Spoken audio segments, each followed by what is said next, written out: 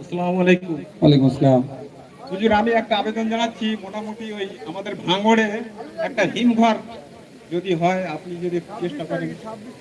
আর একটা বিষয় হচ্ছে যে একটা একটা মানুষ 3টে 4টে করে 100 মানে ঘর নিয়েছে, আবাস যোজনার ঘর। ওইটা একটু সার্চ করে যদি দেখেন হুজুর। দুটো কথা বলেছে। প্রথম কথা সেই আবাস যোজনা। আপনাদের প্রত্যেককে বলে যাচ্ছি, আপনারা লিস্ট করুন, আপনারা লিস্ট করুন কারা বড় লোক। একজন ব্যক্তি 2-3কে তো চরম অপরাধ, তারও বেশি অপরাধ হচ্ছে যার বাড়ি বাইক আছে, যার বাড়ি 4 চাকা আছে, যার বাড়ি ফ্রিজ আছে, যার 5 বিঘে না কত বিঘের উপরে জমি আছে, যার বাড়ি ট্রলার আছে, সেই বাড়ি পাবে না। এইরকমও যদি কেউ বাড়ি পেয়ে থাকে, টাকা বাড়ি আবার বাড়ি পেয়েছে, একটা বাড়ি ছিল আবার বাড়ি নিয়েছে, নামে লিস্ট করুন, তাদের কাছ থেকে টাকা আদায় করে গরিব মানুষকে দেওয়া হবে।